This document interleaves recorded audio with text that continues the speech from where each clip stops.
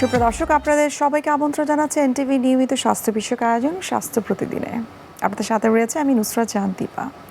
দর্শক, আপনারা নিশ্চয়ই সবাই জানেন যে স্বাস্থ্য প্রতিদিন অনুষ্ঠানে আমরা সবসময় চেষ্টা করে থাকি স্বাস্থ্য বিষয়ক বিভিন্ন ধরনের সমস্যা, চিকিৎসা এবং সেই সাথে লাইফস্টাইল মডিফিকেশন কতটুকু গুরুত্বপূর্ণ সেই বিষয়গুলো কিন্তু আমাদের আলোচনার মধ্যে থাকে। আমাদের আজকের আলোচ্য বিষয় হচ্ছে ডায়াবেটিক রোগীদের পায়ের যত্ন।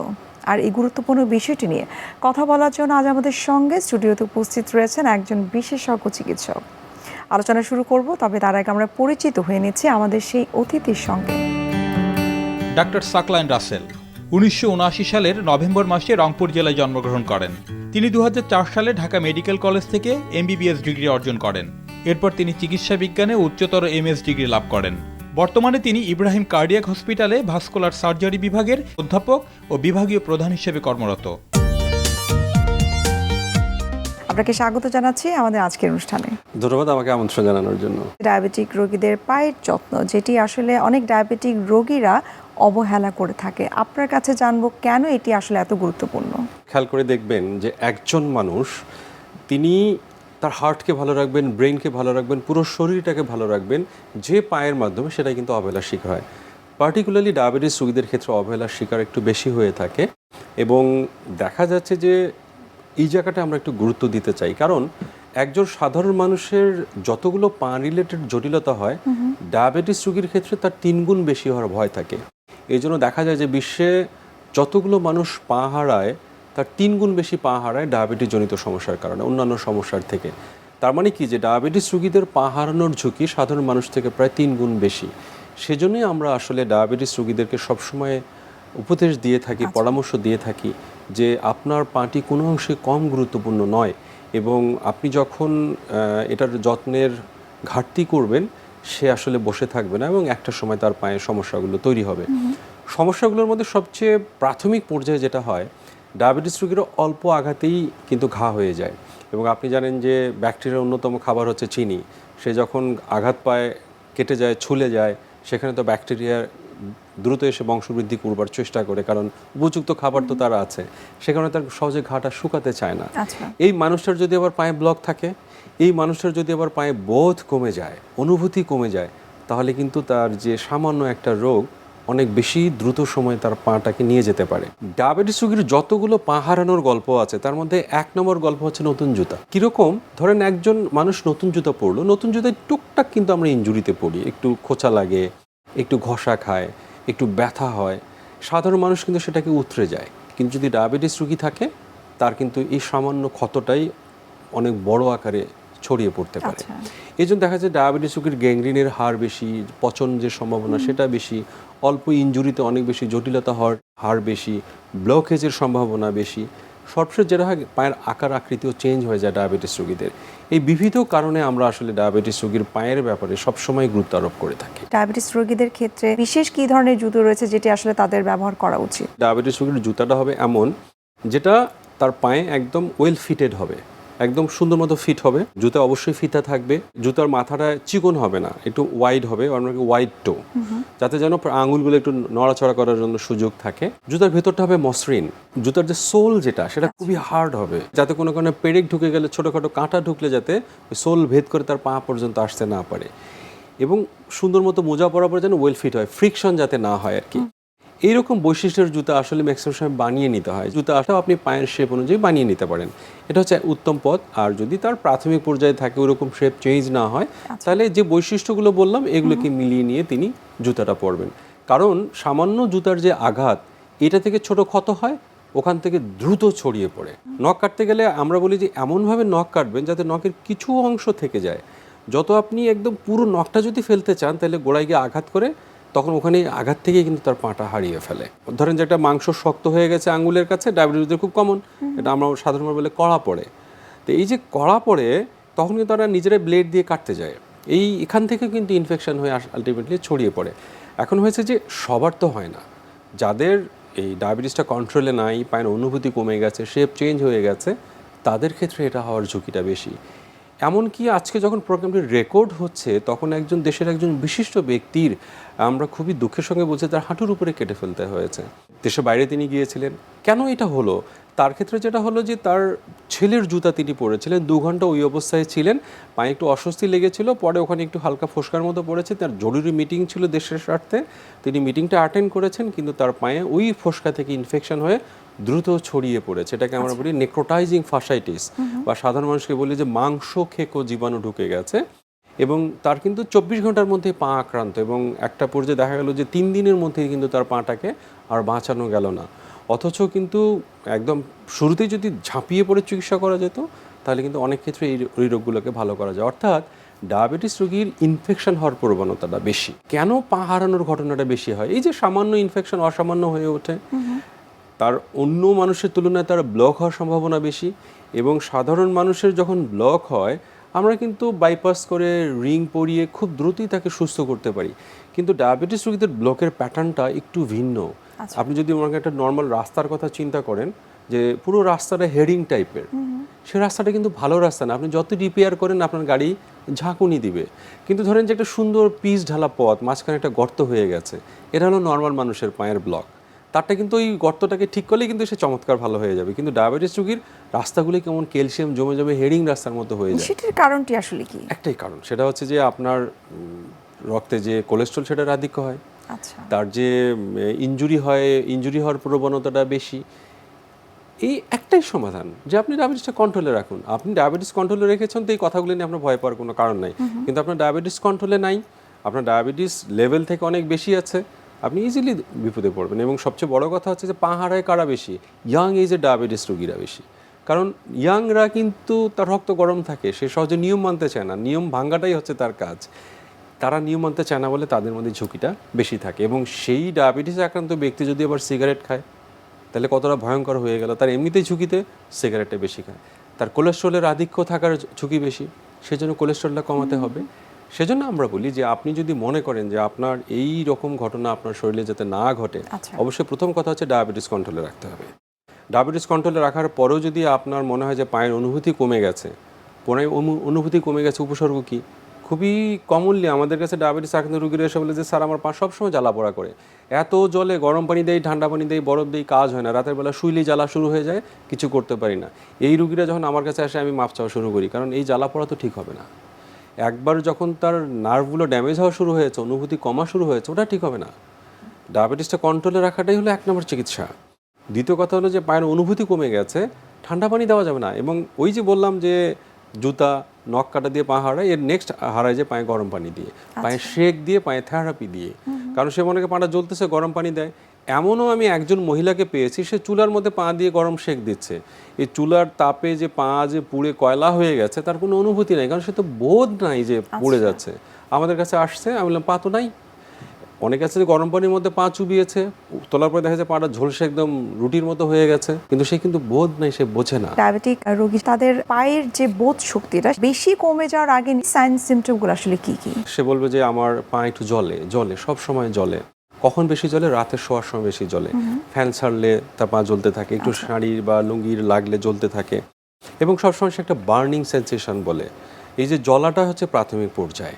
এই যে জ্বলাটা কেন? তার তো শরীরে অনেক গ্লুকোজ, অতি গ্লুকোজের কারণে যে নার্ভটা, আমার যে স্নায়ুগুলো আছে, এগুলো তো অনুভূতি নিয়ে যায়, ওই স্নায়ুগুলো রক্তের অভাবে মারা যেতে থাকে। কারণ যে রক্তনালীগুলো স্নায়ুগুলোকে সাপ্লাই দেয়, ওরাই ব্লক হয়ে নষ্ট হয়ে যায়। তখন নার্ভগুলোতে রক্ত পায় না। এখন নার্ভ যে রক্ত পাচ্ছে না, সে তো আর বলতে পারছে না, সে তখন কান্না করে।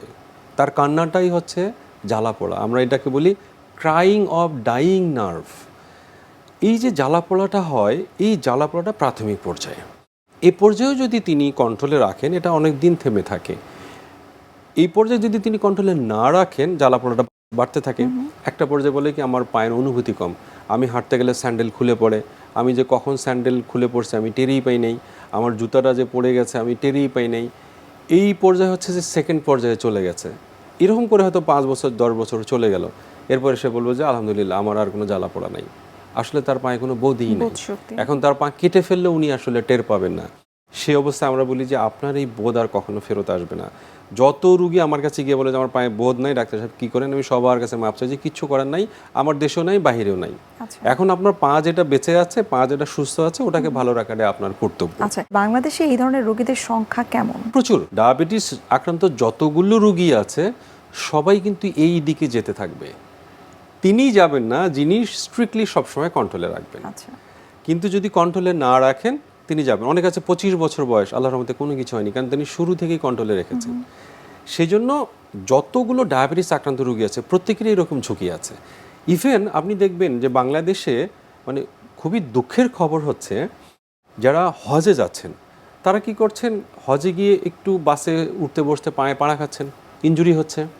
তিনি হজের যে আনুষ্ঠানিকতা সেটা পালন করতে গিয়ে পাকার উপরে দাঁড়িয়ে আছেন, তাপ লাগছে পায়ে, ওখানে তো মরুভূমি, এই তাপে তার পায়ে ইনজুরি হচ্ছে, ফোসকা পড়ছে। প্রতি বছর শুধুমাত্র হজ করতে গিয়ে অনেকে পা হারায় ফেলেন। কারণ হজে গেলে আপনাকে পুরো শরীর চেক আপ করতে হয়, পা চেক আপ করতে হয় না। এটি বাংলাদেশ সরকারের কাছে আমরা সবসময় আবেদন করে আসছি, এখনও করি। যারা হজে যাচ্ছেন তাদের অবশ্যই, কারণ একজন মানুষ হজে গেলে আনুষ্ঠানিকতা তার পূরণ করতে কমপক্ষে 48 কিলোমিটার হাঁটতে হয়। আচ্ছা, এতগুলো জায়গায় তিনি হাঁটবেন, যে পা দিয়ে সে পাটা আপনারা চেক আপ না করে পাঠায় দেন। এই রুগীরা হয় কি, যে হজে থাকে তো মনে করে যে আল্লাহ নিশ্চয়ই মাফ করবেন, এইরকম একটা বিশ্বাস তাদের থাকে, আল্লাহ তো মাফ করেন, কিন্তু অসিলাটা তো লাগবে। দেখা যায় যারা চিকিৎসা নিতে দেরি করেন, আমরা যদি দেখি যে তার পায়ে অনুভূতি কম আছে, আমরা কিছু তাকে সাজেশন দিয়ে দিই, অনুযায়ী চলে, কোনো অসুবিধা নেই। তো সেই ক্ষেত্রে আমরা যাদের এরকম হয়ে যাচ্ছে তাদের ক্ষেত্রে আমরা বলি যে আপনার 1 নম্বর কারণ হচ্ছে যে ডায়াবেটিস, সেটাকে কন্ট্রোলে রাখেন। 2 নম্বর হচ্ছে আমরা কিছু ওষুধ দিই, যে ওষুধগুলো খেলে তার সাময়িক একটু আরাম হয়। আমাদের অনেক ধরনের বাজারে ঔষধ আছে, সেগুলো আমরা দিলে ইদানিং দেখেছি যে বেশ রোগীদের আরাম পায়। 3 নম্বর হচ্ছে যে প্রোটেক্ট, আপনার পাকে রক্ষা করুন, পায়ের যত্ন নিন। এই পায়ের যত্ন কি, ভালোভাবে জুতা পরবেন, জুতা পরার যে নিয়মকানুনগুলো আমরা শুরুতে বলেছি সেটা আপনি মেনে চলার চেষ্টা করবেন, নখ ওইভাবেই কাটবেন, পায়ে সবসময় তেল ব্যবহার করবেন, এবং সবচেয়ে যেটা জরুরি, ঠান্ডা বা গরম পানি পায়ে কোনোভাবেই দিবেন না। যদি পা জ্বালা পোড়া করে একটু নারকেল তেল বা সরিষার তেল দিবেন। পাটাকে শুকনা রাখবেন না, শুকনো রাখলে চুলকাবে, সেখান থেকে হবে। এবং সবার আগে যেটা কথা, সেটা আপনার পায়ের প্রত্যেকটা আঙ্গুল আমাদের কাছে এক একটা ফেস, এক একটা মুখের মতো। আরেকটু বিস্তারিত আমরা পায়ের যত্ন সম্পর্কে জানার চেষ্টা করবো। এই পর্যায়ে আমরা একটু দেখে নিচ্ছি আমাদের স্বাস্থ্য প্রতিদিনের নিয়মিত আয়োজন, কি খাবেন কেন খাবেন এই সেগমেন্টটি। সুপ্রিয় দর্শক, আপনারা দেখছেন স্বাস্থ্য প্রতিদিনের অনুষ্ঠানটি। এই পর্যায়ে আমরা দেখে নিচ্ছি বিভিন্ন খাদ্যের পুষ্টি গুণাগুণ নিয়ে আমাদের পুষ্টিবিদের পরামর্শ। একজন হৃদরোগীর খাবার ঠিক কেমন হওয়া উচিত এবং কি কি খাবার আপনাকে বর্জন করতে হবে। সবচেয়ে বড় বিষয় হলো যে যাদের হৃদরোগ আছে এবং যারা অনিয়ন্ত্রিত খাবার খাচ্ছেন এবং অনিয়ন্ত্রিত জীবনযাপন করছেন, তাদের ক্ষেত্রে কিন্তু হার্ট অ্যাটাকের ঝুঁকি বেড়ে যায়। সেক্ষেত্রে অবশ্যই আপনাকে অতিরিক্ত অয়েলিযুক্ত খাবার, তারপরে চিনি, মিষ্টি এবং ফাস্ট ফুড, বাইরের যত খাবার আছে, জাঙ্ক ফুড আছে, অতিরিক্ত মশলা জাতীয় খাবার আপনাকে টোটালি অ্যাভয়েড করতে হবে। এবং আপনি একটা ডায়েট ফ্রেন্ডলি খাবার খাবেন, যেটা কিনা আপনার খুব স্বাস্থ্যকে ভালো রাখতে সাহায্য করে। যেমন বিশেষ করে আপনি সবুজ শাকসবজি খাওয়ার চেষ্টা করবেন, কারণ সবুজ শাকসবজিতে আছে ক্লোরোফিল নামক এক ধরনের অ্যান্টিঅক্সিডেন্ট, যা আপনার রোগ প্রতিরোধ ক্ষমতা বাড়াতে সাহায্য করবে। এবং এ সময় আপনি ওমেগা 3 ও ওমেগা 6 যুক্ত ফ্যাটি অ্যাসিড যুক্ত যে খাবারগুলো, সেটা আপনি খাবেন। বিশেষ করে কাঠবাদাম এবং অনেক ধরনের বাদাম আছে, যেটা কিনা হার্টের ক্ষেত্রে অনেক উপকারী। এবং এর পাশাপাশি আপনি স্যুপ রাখতে পারেন, আপনি গ্রিন সালাদ রাখার চেষ্টা করবেন, এবং অনেক ধরনের ভেজিটেবলস আছে, যেটা আপনি যদি লাল আটা রুটির সাথে সকালবেলা খান, তাহলে সেক্ষেত্রে কিন্তু আপনার হেলথকে ভালো রাখতে সাহায্য করবে। এবং যারা রেগুলার ডিম খেতে পছন্দ করেন, আপনি ডিম অবশ্যই খেতে পারবেন, তবে অবশ্যই আপনাকে কুসুম বাদ দিয়ে খেতে হবে। আপনাদের যাদের কিনা হৃদরোগের ঝুঁকি আছে, তারা কিন্তু খুব সহজেই গ্রিন টি অথবা ব্ল্যাক কফি আপনারা রেগুলার পান করতে পারেন। তবে অবশ্যই চা পানের ক্ষেত্রে কিছু সতর্কতা আছে। যেমন নাস্তা করার সাথে সাথে আপনি কখনোই চা পান করতে পারবেন না, এতে করে কিন্তু আপনার অনেক ধরনের স্বাস্থ্য ঝুঁকি হতে পারে। এই জন্য আপনার অন্ততপক্ষে নাস্তা করার ঠিক মিনিমাম 25 মিনিট পর আপনাকে চা পান করতে হবে। আশা করি আপনারা যাদের হৃদরোগের সমস্যা আছে তারা রেগুলার হাঁটবেন এবং যতটা সম্ভব ঘুমানোর চেষ্টা করবেন। আপনাদেরকে বিশ্রাম নিতে হবে এবং একদম চিন্তামুক্ত থাকতে হবে। আপনি বলছিলেন যে ডায়াবেটিক পেশেন্টদের ক্ষেত্রে পায়ের যত্ন নেওয়া অনেক বেশি গুরুত্বপূর্ণ, এবং কিছু কিছু আপনি নিয়ম কানুনের কথা বলছিলেন। তার পাশাপাশি আরও কি কি নিয়ম কানুন রয়েছে যেগুলো মেনটেন করতে পারলে তার পা ভালো থাকবে? অবশ্যই আপনি টাইট বা অপরিকল্পিত জুতা ব্যবহার করবেন না, খুব বেশি নখ আপনি কাটবেন না, পায়ে ঠান্ডা বা গরম পানির সেক দিবেন না, আপনি ডায়াবেটিস অনিয়ন্ত্রিত রাখবেন না। এবং ধূমপান করবেন না। উচ্চ রক্তচাপ, কোলেস্ট্রলটাকে আপনি নিয়ন্ত্রণে রাখবেন, ওজনটাকে নিয়ন্ত্রণে রাখবেন। আর যেগুলো করবেন, রেগুলার হাঁটবেন, ডায়াবেটিস কন্ট্রোলে রাখবেন, উচ্চ রক্তচাপ কন্ট্রোলে রাখবেন, কোলেস্ট্রলটা কন্ট্রোলে রাখবেন। এবং সবচেয়ে যেটা বেশি দরকার সেটা হলো যে প্রত্যেক দিন পায়া শোয়ার আগে পরিষ্কার পানি দিয়ে ধুয়ে, সাবান দিয়ে ধুয়ে ক্লিন করে তারপরে শোবেন। এবং শোয়ার সময় খেয়াল করবেন যে আপনার পায়ের তলায় কোনো ধরনের আঘাত আছে কিনা, ক্ষত আছে কিনা, পেরেক লেগেছে কিনা, পিন লেগেছে কিনা, কোনো ব্লিডিংয়ের জায়গা আছে কিনা, এটা আপনি চেক করবেন। অনেক আছে যে অনেক মোটা বয়স্ক বাজ হয়ে দেখতে পারেন না, তার ক্ষেত্রে আমরা বলি যে একটা আয়না রাখেন, পায়ের নিচে আয়নাটাকে রাখলে দেখবেন আয়নাটাতে পায়ে যদি আপনি রাখেন আপনি দেখতে পাবেন যে আপনার পায়ের তলায় কোনো চেঞ্জ আছে কিনা। অর্থাৎ আপনার প্রত্যেকটা আঙ্গুল এক একটা মুখ মনে করেন, আপনার মুখ যেরকম আপনি আয়নায় দেখে যত্ন করেন ঠিক সেই রকমের যত্ন করবেন। অনেকের আঙ্গুলের ফাঁকে ইনফেকশন হয়, সেটা আপনি অবশ্যই আঙ্গুলের ফাঁকগুলো পরিষ্কার করবেন, প্রয়োজনীয় চিকিৎসা নেবেন। সবচেয়ে যেটা বেশি প্রয়োজন, ডায়াবেটিসের পায়ে সামান্যতম কোনো ক্ষত, সেটা যত ক্ষুদ্রই হোক না কেন দ্রুত চিকিৎসকের পরামর্শ নেবেন। কোনোভাবেই ফার্মেসি ডাক্তার বা এমবিবিএস বিডিএস নাই এরকম ডাক্তারের কাছে কোনো চিকিৎসা আপনি নেবেন না, নিলেই আপনার ঝুঁকিটা আরও বেড়ে যাবে। আমরা অনুষ্ঠান একেবারে শেষ পর্যায়ে আপনাকে ধন্যবাদ জানাচ্ছি এবং শুভকামনা এনটিভির পক্ষ থেকে। এনটিভি এবং এনটিভি দর্শক যারা আছেন তাদেরকে ধন্যবাদ জানাচ্ছি এতক্ষণ আমাদের সঙ্গে থাকার জন্য। সুপ্রিয় দর্শক, এতক্ষণ আপনারা দেখছিলেন এনটিভি নিয়মিত স্বাস্থ্য বিষয়ক আয়োজন স্বাস্থ্য প্রতিদিন। এই পর্যায়ে আমরা দেখে নিচ্ছি আমাদের আগামী পর্বে কি থাকছে।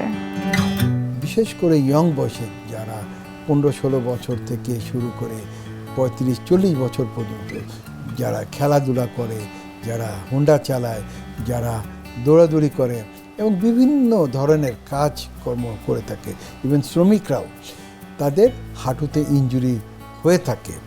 তো এই যে ইনজুরিতে কি ঘটনাটা কি ঘটে, প্রথমত আমাদের লিগামেন্টে ইনজুরি হয়, কারো কারো পার্শিয়াল, কারো কারো টোটাল।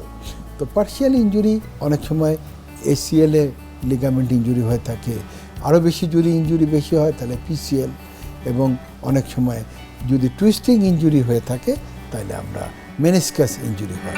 বিশ্বের যে কোনো প্রান্ত থেকে যে কোনো সময় এনটিভির জনপ্রিয় অনুষ্ঠান স্বাস্থ্য প্রতিদিন দেখতে আপনারা ভিজিট করতে পারেন আমাদের পূর্ণাঙ্গ পোর্টাল www.ntvbd.com এ। এছাড়াও এনটিভির বিভিন্ন ধরনের জনপ্রিয় অনুষ্ঠান এবং নিউজ আপডেট পেতে আপনারা ভিজিট করতে পারেন আমাদের ইউটিউব চ্যানেল এবং ভেরিফাইড ফেসবুক পেজে। সুপ্রিয় দর্শক, আজ এখানে শেষ করতে হচ্ছে। দেখা হবে আবারও আপনাদের সঙ্গে। সে পর্যন্ত আপনারা সবাই ভালো থাকুন, সুস্থ থাকুন এবং সব সময় এনটিভির সঙ্গে থাকুন।